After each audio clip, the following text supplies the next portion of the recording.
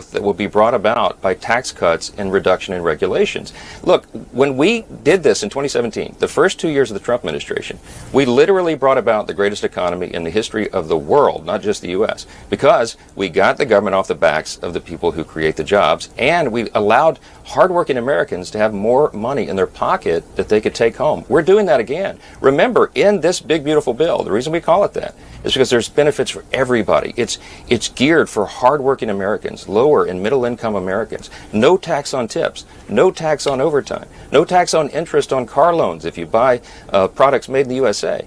We're going to give relief to seniors on Social Security. There's so many benefits and features in this bill, and it's going to allow everybody to do better. And at the same time, projecting and ensuring the largest amount of savings.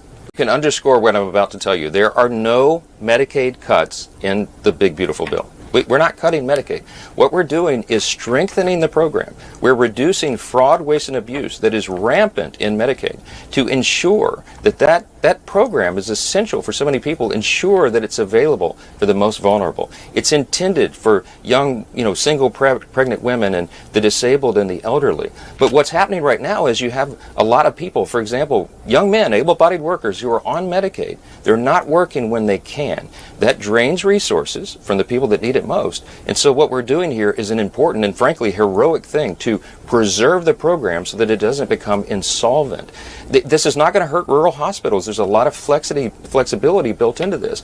They keep saying that 7.6 million people is the figure that is supposedly going to be affected by this.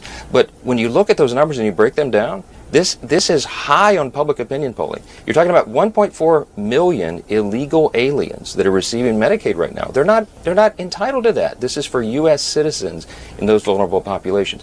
There's about 4.8 million people that they're referring to that are able-bodied workers. If you are able to work and you're not, and you are riding on the public wagon, you need to help pull it. And by the way, Kristen, this is no draconian requirement. All we're requiring in the legislation is 20 hours a week. Very important distinction. Those 4.8 million people will not lose their Medicaid unless they choose to do so. I will go into any town hall in any district in America and explain what this is, and every single person will nod their heads and go, oh, that makes sense. You're telling me that you're going to require the able-bodied, these young men, for example, to only work or volunteer in their community for 20 hours a week, and that's too cumbersome for them?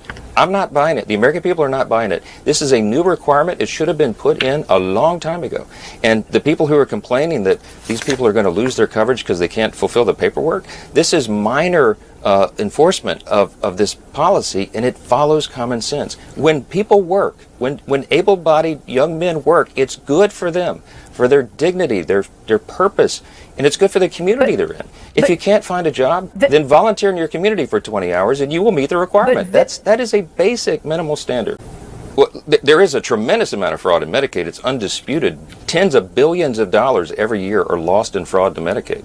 So there's another category of people, 1.2 million, that are totally ineligible to be on the program. We also have evidence of people who are listed and enrolled in multiple programs in multiple states simultaneously, and they are cheating the system. I'm going to say this very clearly. Our legislation preserves Medicaid, strengthens Medicaid for the people who actually need it and deserve it, and we're going to get rid of the fraud, waste, and abuse, and that is a long time over. Democrat talking point. This is not giving tax cuts to millionaires. It's the opposite. The people in the tax bracket that you're referring to, many of them are small business owners. They are the people that provide the jobs in every community in America. They use pass-through taxation, and we don't get in the weeds. We don't have time to get into the complications of it.